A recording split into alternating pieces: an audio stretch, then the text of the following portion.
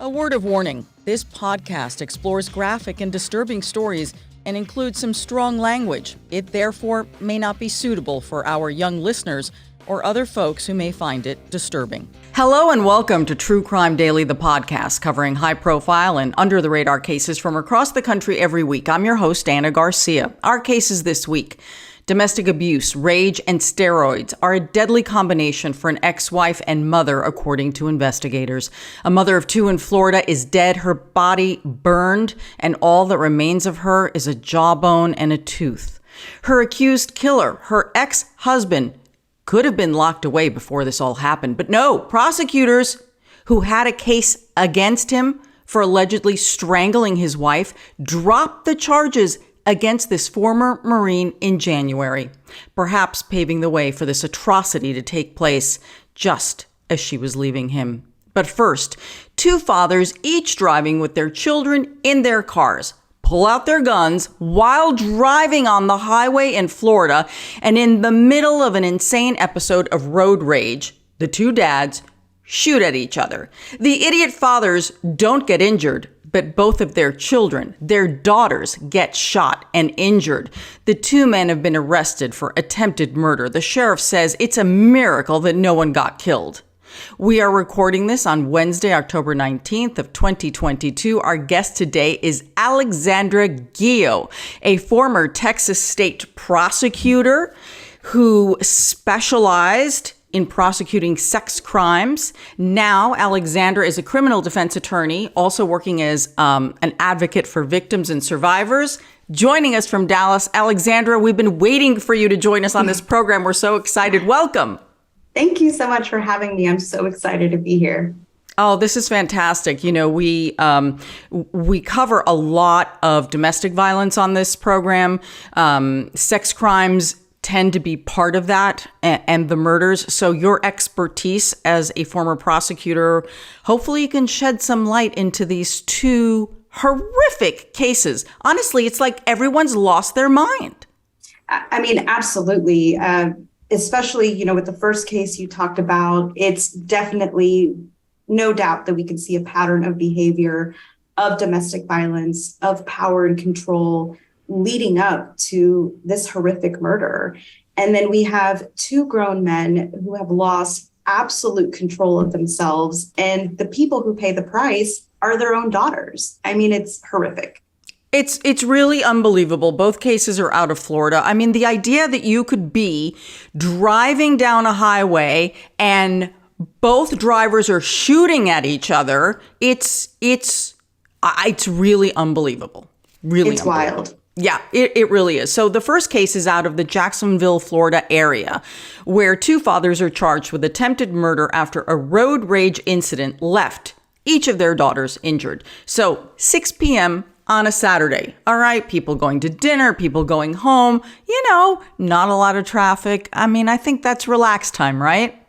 I mean, that could be you and me. That could be anybody. I mean, that could be tourists driving in and out of Florida on that road. Yeah. That could be just innocent people on that road.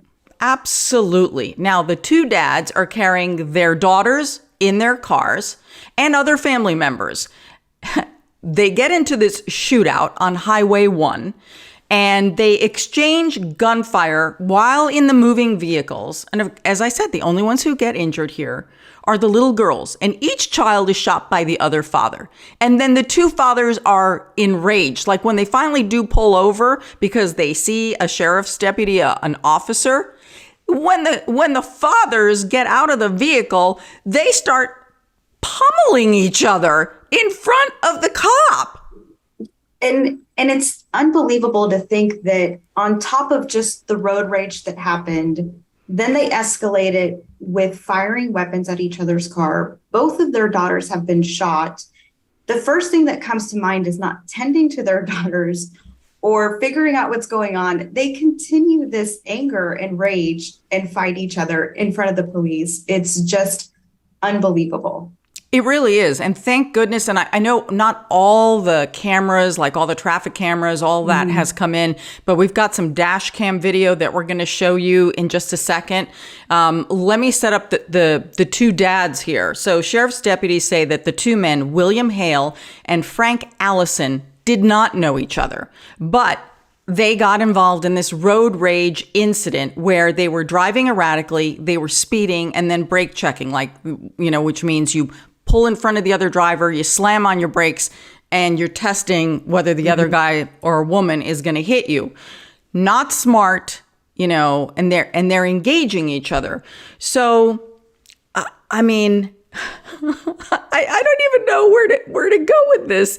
The fact that, okay, so we're going to pick it up at the dash cam video. And for those of you who are listening and won't be able to see this, honestly, I encourage you to see this video, because I think when you see these two guys, you'll be like, oh, for heaven's sakes, it makes perfect sense. Look at these two. Okay, so the sheriff's deputy breaks them up, and so their families are also out of the car. When you see this video, you're going to see and hear the children are crying. Obviously, they've been shot. Sure. On top of probably just going through a horrific road rage incident, of the brake checking, of the reckless driving, of what I'm assuming is probably yelling and screaming in a vehicle. And then they just got shot. I mean, they're terrified. They're hurt. They're injured. They're awful. Absolutely crying. It's chaos. This dash cam video is chaos. And then one father doesn't have his shirt on. Does that not scream Florida? I was going to say, it kind of screams Florida. Oh my gosh. Yeah. And you honestly, and they're yelling. We're going to play the clip full on. They're yelling. They're cussing. It's insanity. Let's play that clip. I'm doing a call. Okay. Y'all did. Do me a favor. Let's take care of your daughter. Just stay right here. Absolutely. Okay? I'm all about taking care. Oh my God. Look at me. You're okay. Oh my gosh, Alexandra, when you see that chaos, it makes perfect sense that these idiots did what they did, or are charged with doing allegedly what they did. Absolutely. And it's going to be interesting to see how the prosecution is going to follow through with charging both of them with the second-degree attempted murder, because they're going to have to start from the very beginning. They're going to have to see the 911 calls, the witnesses of the brake checking and the cat and mouse game, because any good defense attorney is going to try and claim either self-defense for one or the other, right? And so the issue is that you're going to lose a self-defense claim if you're committing another offense. So if they have witnesses that they're both committing the offense of reckless driving, then they don't get a self-defense claim. And so it's going to be really interesting how either the prosecutors or how a good self-defense claim can come up, or a defense attorney is going to try and help one of their clients, because neither of them did themselves any favors by the way that they acted from the get-go. Oh, if this goes before a jury, and I know juries are unpredictable, especially in Florida. Yes. Oh, but this one, because, the sheriff did a news conference, and the department put it on Facebook. So not only was I listening to the sheriff's comments, but I'm reading the comments of what do people think? And for the most part, I mean, you cannot get any form of sympathy for either of these, as the sheriff calls them, stupid men. Yes, absolutely. There's just no way that at any point, I think any reasonable jury is going to understand how either of them decided to continue to escalate their behavior. And especially, I think the second shooter, Hale, decided to chase after a vehicle, and the 14-year-old was shot in the back. I mean, so you're already understanding as a prosecutor, the direction of that bullet was you were shooting towards the back of a vehicle. I mean, there's just little to no self-defense claim there. I mean, that's just a malicious act. I mean, there's no way a jury is going to understand that behavior. They completely lost control. And at no point, especially if you get all the way to the dash cam video, do either of these men find a moment of self-control and, as you eloquently said, thought about getting their kids to the hospital. It was the deputy who had to break him up on the side of the road who managed to get the children to the hospital, not life-threatening.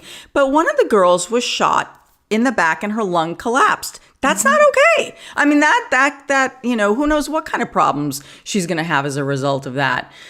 So this all happened on October 8th, and officers said that they received multiple 911 calls. The men were allegedly speeding and brake checking and all that. And one caller reportedly told dispatch that he was worried something bad was going to happen. Oh, well, it did. It could have been worse, but it was bad enough. 35-year-old William Hale was driving a black Dodge Ram pickup back to Douglasville, Georgia, where he lives. He had his family in the truck.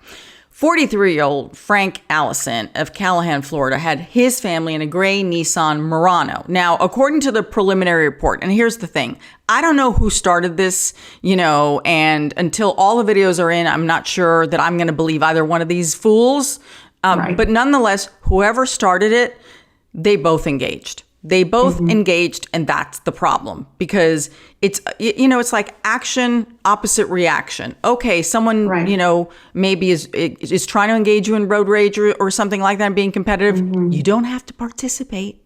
You can get off the freeway, and if you're being followed, you call 911, right? There are many things that you can do. So I don't know. And I don't know if I believe who started this, but according to the preliminary report, investigators say that Allison attempted to run Hale's vehicle off the road.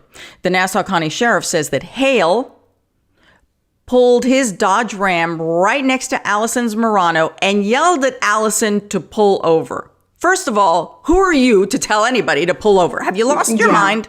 Yeah. I mean, that is really where it's going to be very interesting to see how a defense attorney is going to manipulate those set of facts. You're going to start being very particular about the type of vehicles they're driving, right? A Dodge Ram is much larger than a mini SUV, a Nissan Murano. And so, defense attorneys are going to start picking apart those facts and saying, well, did Allison take that as a threat? Was his vehicle much larger? Did he feel like in that moment he had no other choice but to defend himself with a weapon, right? Now, that may be a legal argument, but like we've said, what does a reasonable jury think? Do they think that, no, he could have disengaged? But what's interesting about Florida law is there's not always a duty to retreat. And so it's going to be really interesting to see how they actually start picking apart these facts, what the law is, but what a reasonable jury is actually going to think at the end of the day. Do you really believe that these two are going to go to a jury trial? Don't you think they're going to? I sure hope not. Yeah. I mean, I think they would be, hopefully a good defense attorney is going to tell them, you need to take whatever deal a prosecutor is giving you, because both of you made horrific decisions, multiple decisions, one right after another, that led to almost the death of your own children. Yes, absolutely. Or innocent drivers who weren't involved. Not that the children aren't innocent, but people who were not involved in this, because according to this next part of the report, it sounds like some of the family members were also engaging in some not so nice behavior. All right. So now we have Allison, who's in the Murano, has been told by the Dodge Ram to pull over. Okay. Like, that's kind of crazy. So at this point, Allison's wife, so right, the driver in the Murano, his wife, I gotta love this. She allegedly flips Dodge Ram man the finger. Okay. Oh, he doesn't like that, does he? So what does he do? Someone in Dodge Ram car takes a water bottle and throws it at the Murano car, and it lands in the car. Okay. So Allison told deputies that the water bottle did not injure him or cause him to lose control of his vehicle. Oh, of course not. He's totally in control. Now, the fact that one threw a water bottle at the other, does that have any, is that pertinent in any way here? I'm not so sure that it's going to make or break a case. I think a good defense attorney can continue to say that, those actions of the other were increasing maybe the danger or increasing the amount of threat, or, everything from, Allison's car was just verbal, or maybe flicking somebody off was just, not as threatening. But the second that somebody through something or really engaged in that kind of action, perhaps they really took it as an increasing of a physical threat. So who knows? I'm not so sure. But you're right. It's not just the drivers of these vehicles that were deciding to make poor choices. I mean, it's evidently clear that everyone, minus the children, were making poor decisions that day. Yeah, absolutely. So now the water bottle has been thrown and into Allison's car, and Allison's like, okay, well, that's now escalated. So I'm escalating. According to police, he pulls out his .45 and he fires one shot at the Dodge and then pulls away. That bullet entered the right side passenger door, hitting Hale's 5-year-old daughter in the right leg. Allison told police, yes, he shot first in retaliation for the water bottle being thrown at him. But wait a minute, this is the best part. But this is the rest of his explanation, which is just as foolish as everything else that's happened. Yeah. And he said the goal of firing into the other vehicle, this was the goal, quote, to get out of the whole situation. Mm-hmm. Is the man a moron? I mean, how does that get you out of the whole situation? Yeah. I mean, the easiest thing to do would just drive away, to just press on your brakes, to increase speed, to exit, to pull over, to do anything, I think, but that decision. I mean, it really was. I mean, there's just so many different things he could have done to disengage. But like I said, Florida has a very odd self-defense statute when it comes to a duty to retreat or duty not to retreat. Sometimes they look at your car very similar to your house in the sense of that is your place, your belonging. Do I think it applies in this situation? Probably not. But yeah, I mean, that's just not any reasonable action to think that that's how you get out of it. I mean, that's absurd. Yeah, problem solving. Is this what you're teaching your children? Right? Exactly. Yeah. Okay, so it's like Dumb and Dumber, these two, without question. Mm-hmm. So then when Hale, the guy in the Dodge, realizes that his daughter has been shot, well, now he goes after the other driver in the other car that's already taken off. Hale, the guy in the Dodge, allegedly pulls out a Glock and starts shooting. Hale unloads and shoots the 14-year-old girl in the other vehicle. She's shot in the back. Her lung collapses. Now, here is the Nassau County Sheriff, Bill Leeper, explaining what happens next. As the Nissan was leaving the Dodge Ram, the Ram driver, Hale, sped up to get closer to the Nissan and began firing several shots from his Glock 43 9mm semi-automatic handgun out of the driver window with his left hand back at the Nissan. According to the Dodge driver, Hale, he shot everything that was in the magazine, 7 or 8 rounds. The sheriff says he unloaded everything he had into that car. It's a miracle that no one was killed. I mean, that's insane. To think that, one, that's a reasonable response. Like we said, the 14-year-old was shot in the back. A normal magazine will usually carry either 6 or 10 rounds. And it is a true miracle that no one was killed either in that vehicle or anyone else driving on that road. That's insane. Yeah, it's just incredible. And so if we would like to hear the answer from Hale, the Dodge pickup driver, and what his logic was, Hale called the decision, quote, an instant reaction, and noted again that he fired everything in his clip. That's his instant reaction. Again, dad's problem solving, showing kids how to deal with things. Mm-hmm. So, according to deputies, at least 3 of the bullets fired by Hale hit the Nissan. Mm-hmm. And then, as you said, 1 went through the back seat. And I mean, just mayhem, because now at this point, right, now there's been car-to-car shooting, still driving on Highway 1. It's not like they're pulled over. So there are other cars around. Oh, yeah. During this time, the police say that the wives of both drivers are calling 911 asking for help. Yeah. Right. Because clearly they can't say to their husbands, what the hell are you doing? Stop it, and bonk them in the head. So William Hale and Frank Allison were arrested and charged with second-degree attempted murder. Both men were each held on $150,000 bail. They bonded out. Now, the sheriff summed up the incident this way. What is scarier than one crazy driver with a gun?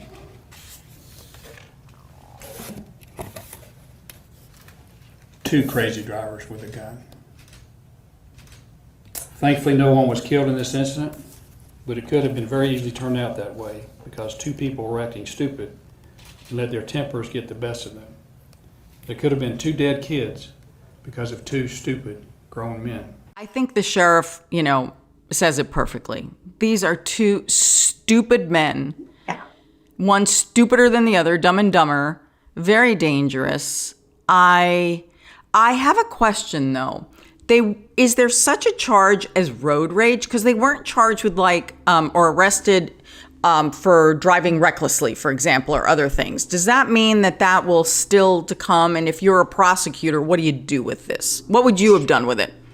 Yeah, absolutely. I think definitely their appropriate charges of attempted murder are great in the second degree. There is definitely a callous disregard for human life. Any reasonable person is going to understand that their actions had a potential to be deadly, right? That no doubt they could have killed anybody, and specifically each other's daughters. But I would say it would be smarter to just go ahead and charge them with those misdemeanor reckless driving charges. Because I think if you're thinking ahead as a prosecutor, that's going to make them ineligible for any kind of self-defense claim.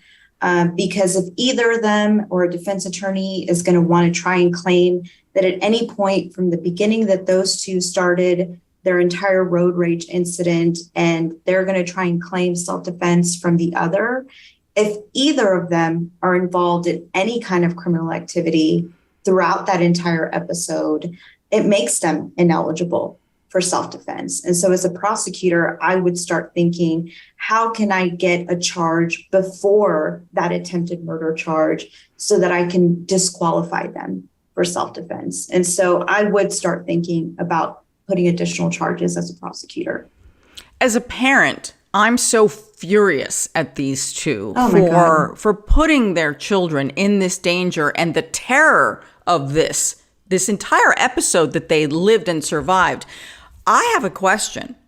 Why has no one called, and maybe they have, Child Protective Services? Because I'm sorry, these two dads have not exhibited behavior of protecting your children. Do you think that that's a possibility here, or am I just, I'm just an angry mother? Yeah, I don't know how Florida works when it comes to Child Protective Services. Here in Texas, it definitely runs concurrent or in tandem with our cases. If there are any times where a child is in danger or in a dangerous situation, the police, while or at the time that they are filing a police report, they immediately notify CPS. So usually while a criminal case is pending, there's usually a CPS case pending as well. And since that's kind of like a different department, we won't kind of negotiate or do anything with that. We have no control. As a former prosecutor, we would tell defense attorneys or we would tell family members, look, you kind of have to deal with that separately. And you have to abide by whatever they're doing. So hopefully Florida's the same way. I kind of think sometimes they're the wild, wild west over there. So who knows?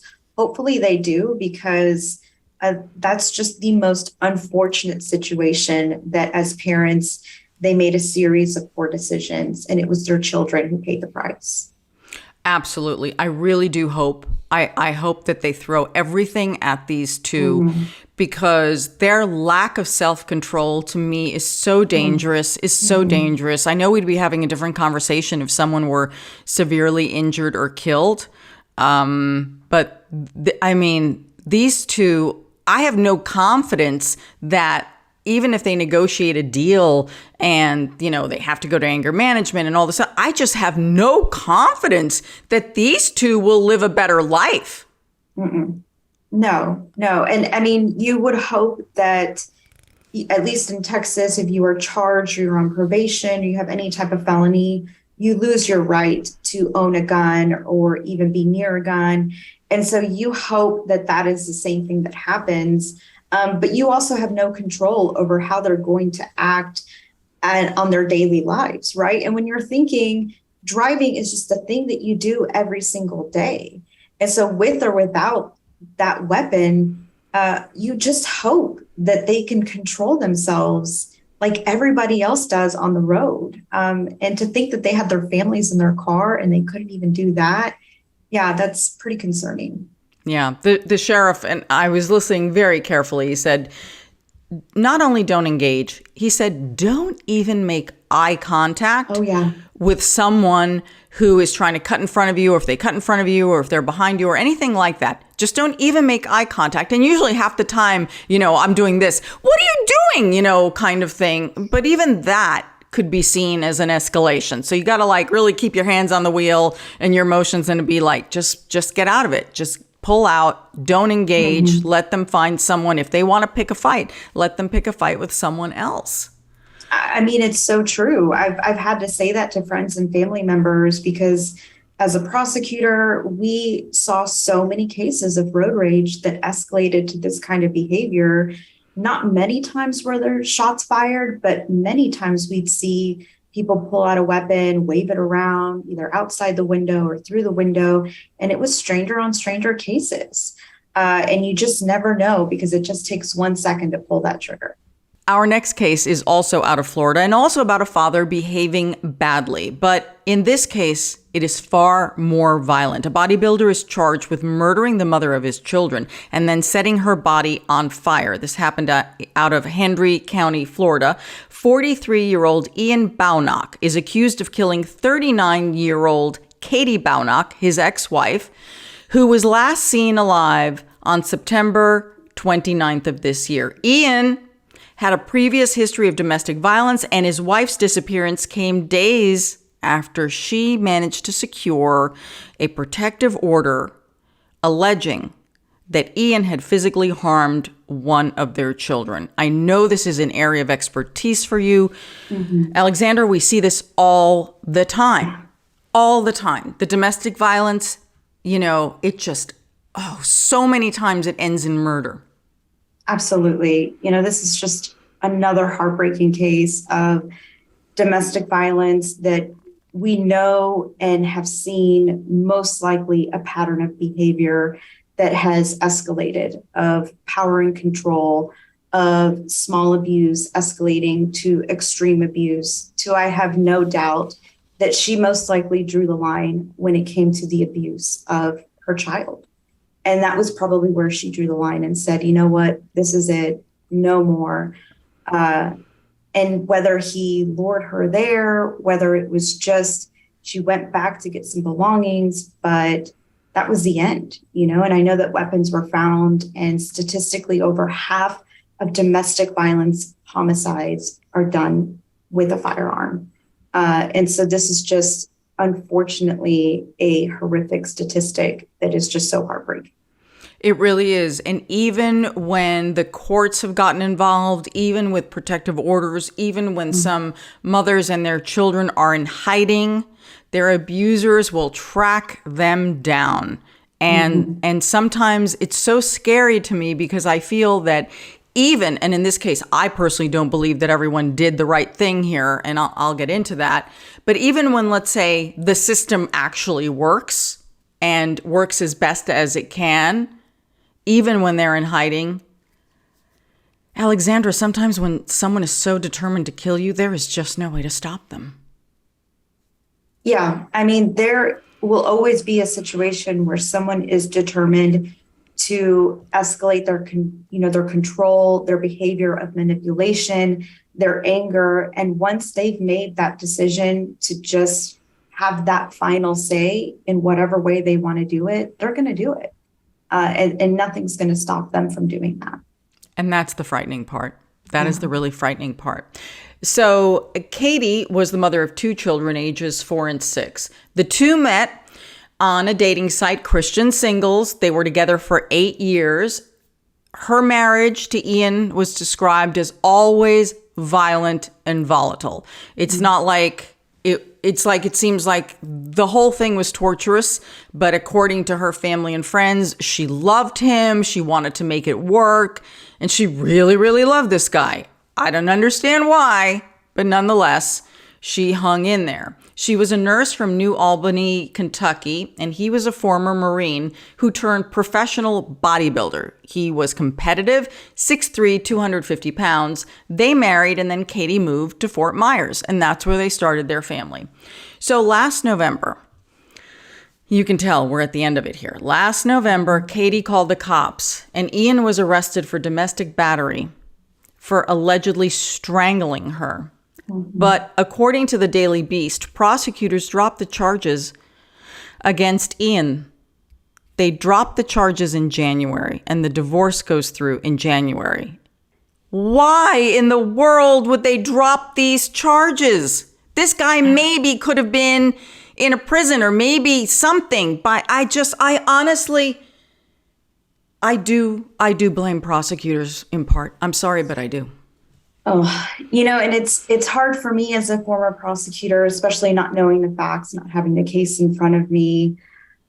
Domestic violence cases, unfortunately, do have a high dropout rate in the sense of they're reduced, they're dismissed, they are hard to prove because a domestic violence victim is controlled. They are manipulated. And so there is never blamed. A victim cannot be blamed in that situation because these abusers are so powerful in their own situation. They control them by emotions, they control them financially, they control them either with their children or how they have their household set up. And so if there had already been a pattern of abuse and it escalated all the way up to a point of strangulation, that is a very powerful way to abuse somebody. And it's a very intimate way to abuse somebody because you are facing them, you are doing something that could lead to murder. That is probably one of the biggest ways to potentially kill somebody is strangulation. But as a prosecutor, most of the times you are going to need the cooperation of your victim to prove your case. And so in those kinds of cases, if she did not want to cooperate, the prosecutors just may not have had a case. They didn't have the evidence that they needed. And so if she's going through a divorce, if she has just had this pattern of behavior, she may have just told the prosecutors, you know what, I just can't do this. I'm going to have a divorce. It's going to end. I'm out. And so who knows? Maybe they just didn't have a choice. Well, I hope as part of this investigation, this murder investigation, even though I know, I'm not suggesting anyone there be charged, but I hope that there is truly an investigation here into what happened and why why those charges were dropped and what insight we can get into this, because it's so disturbing to me. I get it. Even with restraining orders, even, with threatened prison time, everything, it doesn't stop them. But I think it's important for the system to do everything it can to protect the innocent. It breaks my heart. Now, earlier in September, Katie obtained a protective order keeping Ian away because he had allegedly physically abused one of their children. Now, if this wasn't enough of a situation, let's toss in Hurricane Ian in the middle of this insanity. So because of the hurricane, Katie went inland to stay with a friend, and she took the kids with her. Now, while staying there, her ex-husband, this is according to other family members and to the friend, her ex-husband Ian supposedly contacted her and said, Katie, please come to the house and pick up the kids' things and personal items. So this to me sounds like the beginning of a trap. I know. It always just gives me pause. And I always feel like it's like whenever people start dating on those social media apps and I sound like this paranoid mother where I'm like, okay, just share with me where you're going or go to a public place or don't tell them to pick you up at your place. Like it's always these situations where it's a red flag. And I understand that when those two people are together, he has already manipulated her. He has already controlled her. Her guard is down. So it's by no means her fault. But for me, at least as a former prosecutor who has prosecuted family violence, domestic violence offenses, that's immediately a red flag. Like, she doesn't, at the end of the day, she can buy new things, right? Like, she doesn't need those belongings. And so I just know immediately, like, this isn't going to be good. Yeah, absolutely. Good point. She could always buy something or the kids will just have to do without, right? Sometimes it's not worth it. Yeah. So on the next day, September 30th, Katie's family and friends got really worried because she never returned. So they asked the Hendry County Sheriff's Department to please go do a welfare check at Ian's house.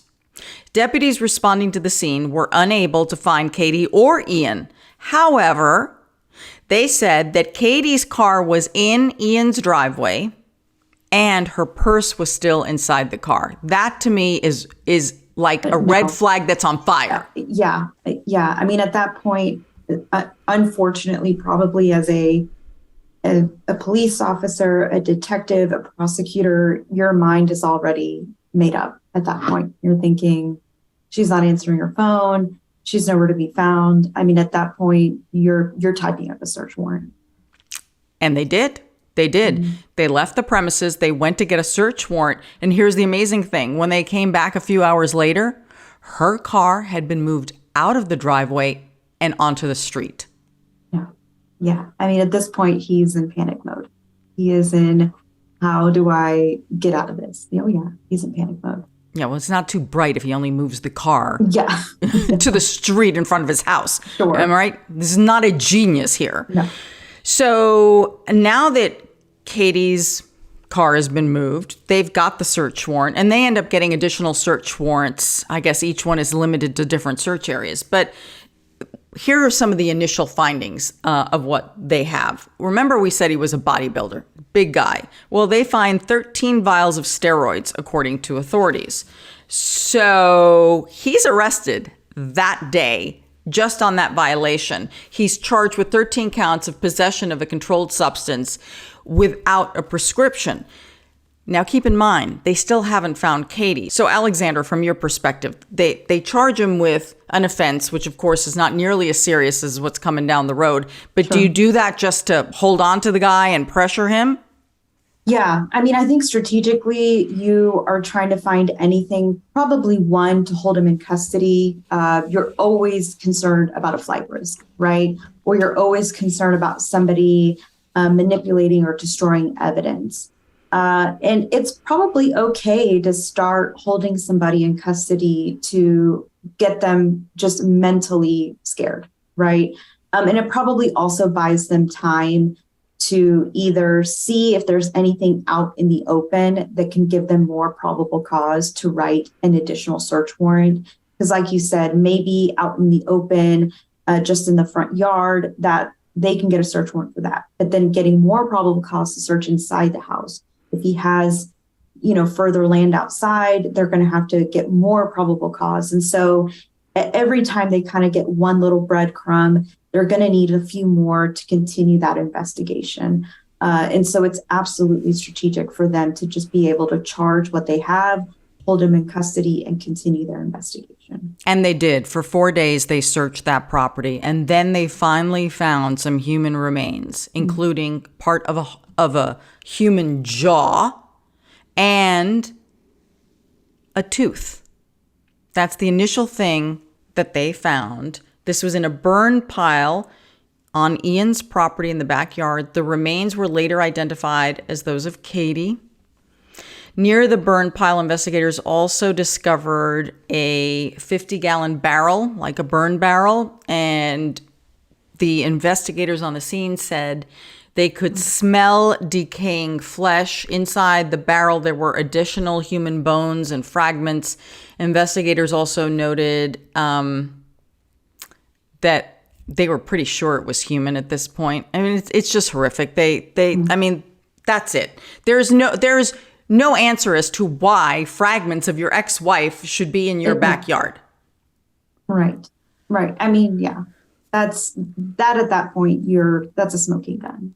Mm-hmm. That there's no reason that should be there, but the fact that you have a body that's just been basically torn apart in different pieces and burned like that, it is not just a black and white signs of a murder, but signs of a vicious, malicious, angry murder.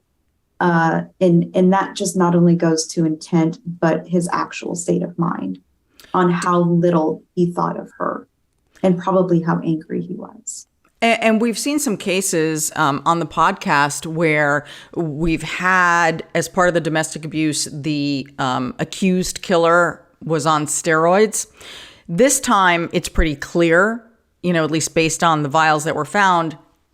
Does that give him any defense? Oh, he was on steroids. He didn't know what he was doing. That could be interesting. In Texas, we have a part of our penal code that's called sudden passion. And it's really only meant for instances of, we always give the scenario that you walk in and you catch your, spouse, in bed with somebody else, and you pull out a gun. And in that moment, it's just so much emotion that you commit murder, attempted murder, or something like that. And it's a section where you can do it in the punishment phase. And it could actually lower a first-degree murder to a second-degree murder in Texas. But, in Florida, I'm not so sure whether, one, they have that be something that you can be eligible for, nor do I think that could apply. I mean, they could say that he was under the influence of, some kind of narcotic or some kind of substance that just overcame him. They had some argument, or he knew at that point that his wife and his children were being taken away, and that substance just overcame him. Who knows if they're going to try and do that in some kind of punishment phase that could be mitigating. But, in Texas, we also look at someone's actions before, during, and after. And it would be something if he just shot her, called the police, and that was it. Yeah. And as we said, this is not the brightest guy at all. In fact, when the police said, "Hey, why is there blood in your vehicle?" he said, "Oh, that's not blood. That's from my groceries." Yeah. Okay. Yeah. All right. Man is not a genius here. They also found in the safe an AR-15 and 13 different silencers. That is what really concerned authorities.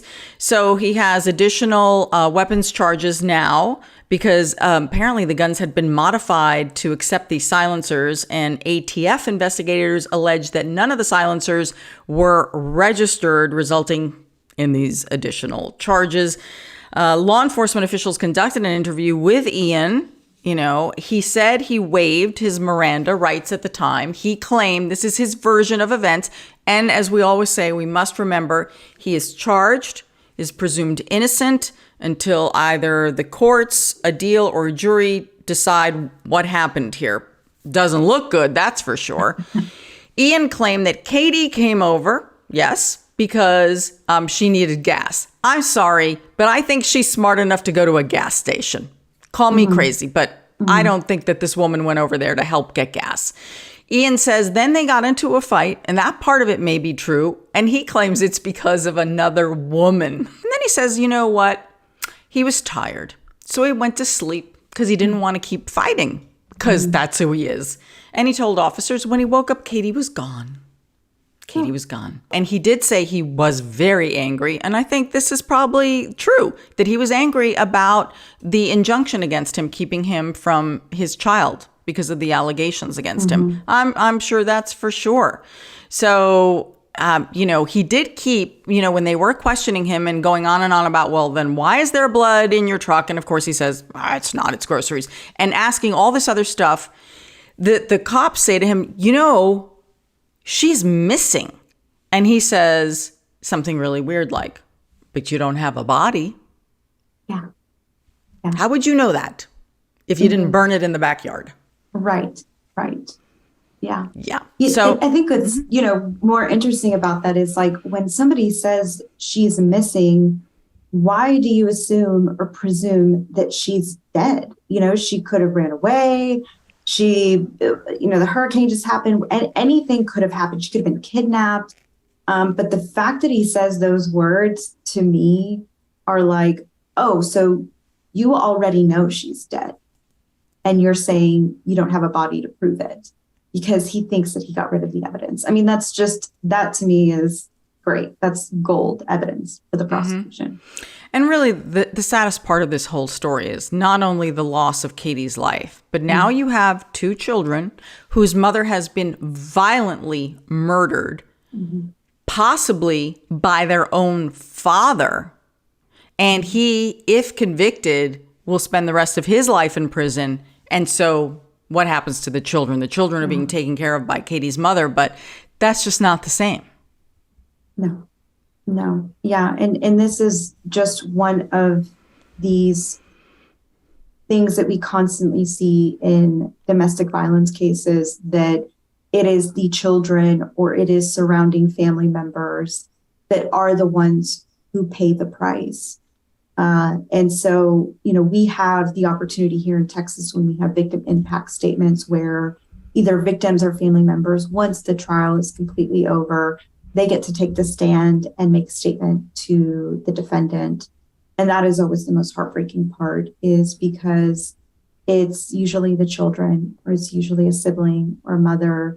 And they do say that. They say, you have torn apart a family, or now children have to be raised without a mother, and knowing that you're the cause of that. And that's just the most heartbreaking part about this case. Oh, it's so sad. Ian was formally charged with his former wife's murder on October 10th of this month, along with the first-degree murder charge. He faces charges of destruction and concealment of physical evidence, use of a two-way communication device to facilitate a felony, failure to report a death to a medical examiner, which is a charge that's also related to cremating a body. They threw everything at him. Yeah. Right? Unlike, in our first case where I'm like, where are the other charges? Yeah. They're like, everything. We're charging you with everything, buddy. And some are state, some are federal. So he's got a long way to go here. The federal charges have to do with the unregistered firearms. And don't forget the drug charges as well for the 13 vials. So he is being held without bond in the Hendry County Jail. It is time for our comment section. These are the cases you all are talking about on social media. Here's our producer, Will Updike, with what y'all are talking about. Hey, Will. Hey, Anna. How's it going? Good.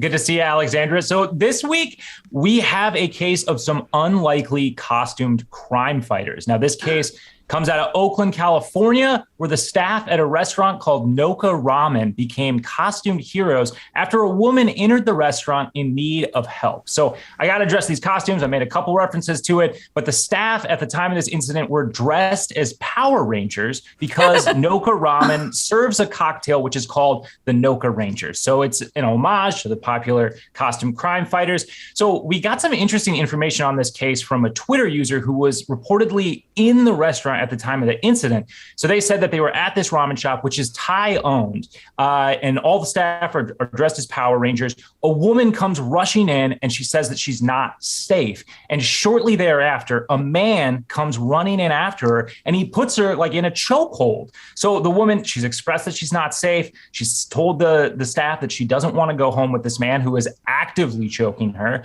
So we have the staff step in here, and you have the Black Power Ranger who is reportedly the manager, and the Yellow Ranger who come in and they tell the guy to get out of there. And much like the road rage case, this guy doesn't take the message. He decides to escalate things. So he throws a punch at these two Power Rangers. And reportedly all the staff at this point yells, "Hue," I believe is how it's pronounced. It's a Thai expression. It basically translates to WTF in English. All right. Oh, so I like that. I need this expression. Yeah. So he's now swung at the staff. The employee who's dressed as the Yellow Ranger ends up blocking the punch. And the employees at this point tell this woman, "Hey, go hide in our kitchen. It'll be safe for you there." And once again, the guy is not taking the message. He's had his punch blocked. He again escalates the situation. At this point, according to those inside the restaurant, he starts using racial slurs and he attempts to follow this woman into the kitchen where the Yellow Ranger stops the man again. This time she grabs the guy by his collar, removes him from the restaurant.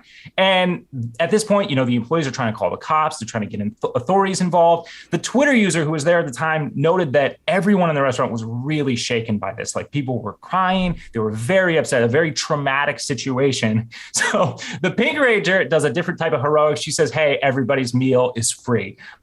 So everybody's got a free meal. They've seen a little bit of a traumatizing show, but a show nonetheless. But the incident still doesn't stop. This attacker comes back, apparently with another person, and tries to re-enter the restaurant. Now, the staff, dressed as Power Rangers, mind you, all band together. They lock the door. They keep these guys out. And eventually police do arrive at the restaurant, where one of the employees reportedly told authorities that the guy had started another fight somewhere down the pier. This guy is just on a rampage. So the Twitter user who gave us a lot of detail on this, they thanked the Rangers for their time at the end of this Twitter thread, and they did add that the food at Noka Ramen was excellent. And then the restaurant themselves, they did a post on their Instagram. They posted a picture of all the staff members dressed in their Power Ranger costumes. Oh, how and they cute. said, yeah, it's adorable. The restaurant said, our Noka Rangers were real life heroes last night when an incident occurred. Like our heroic namesakes, it's not just the powers and costumes that give us strength. It's who and what we are inside that empowers us. So really great message there for everybody. And, obviously this story kind of kicked up a lot of heavy nostalgia for people in the comments. Robbie1 said, it's morphin' time, which I love. I don't know. I love it. It's kind of like the 911 callers in our first case, like everyday people, oftentimes have chances to kind of step up, and they can really alleviate a situation or help someone. Hayden W thought that this guy actually got off lucky. He said he's just lucky they didn't bring out the Megazord, which, if you're unfamiliar, all the Power Rangers have robots that are animals or dinosaurs, and they can bond together to become the Megazord, which is, like an unstoppable sort of crime fighter. Which is what they did, right? They did exactly what they did. Yeah, okay. Yeah, they banded together. So a lot of people really wish they could have been there for this incident. Lewis said, please let there be video footage. No note on that. I would even love to see the body cam footage of the officers just interviewing the staff in their Power Ranger costumes. One user was really interested in what this guy was going to say in jail. John said, imagine his story in jail. What happened to you? I got my butt kicked by the Pink Ranger, which would be a heck of a story. I don't know if that gives you any credibility in jail, but it certainly is a tale that you won't forget. We had a lot of people really excited about these real life superheroes, Pop-Tarts said, and they tried to tell me Power Rangers aren't real. Yeah. Look who's laughing now. I know, it's so nostalgic. I feel like I grew up watching the Power Rangers. How is this not trending? Like, go Power Rangers. No, it's absolutely. It's such a wild story. It's so great that these people, kind of went above and beyond the call of service. And yeah, as a kid who was a huge Power Rangers fan, it's good to see. Very cool. I saw the photo yesterday on our YouTube site, our channel, and I'm like, what the heck is this? And I was like, ooh, I hope Will talks about this. Had to. Yeah. It's just a great story and a great message for everybody. So that'll do it for today's comment section. As always, if you'd like a chance to get your comment featured on the show, go ahead, leave those over on our YouTube community page. We're also on Facebook, Instagram, Twitter. You can reach out to us there. And our push to 5 million subscribers continues. So please, if you haven't already, subscribe to our YouTube page. Tell your friends to do the same. But that's going to do it for me. Thank you so much. I'll see you all next week. Bye, Will. So that is our program, our episode for this week. Alexandra, it's been such a pleasure. I'm so glad we finally were able to get you on the program. You've just been a delight. I hope you come back. Please. This was so great. Thank you so much for having me. If people want to follow you or find you, can they find you either through your law firm, or do you have a social media presence? Yeah, absolutely. I work at Estrada Puente Law Firm if you guys need any services in Dallas, Texas. And you can find me on Twitter and Instagram at Alexandra_HD114. Excellent. Okay. And we will link to all of that on our website and on YouTube. You can find me at Anna G News, Anna with one N. Of course, all our episodes to all of our podcasts are available wherever you all get your podcasts. Subscribe to our YouTube channel and then sign up to receive our newsletter at truecrimedaily.com. I'm your host, Ana Garcia, and until next week, as we always say, don't do crime.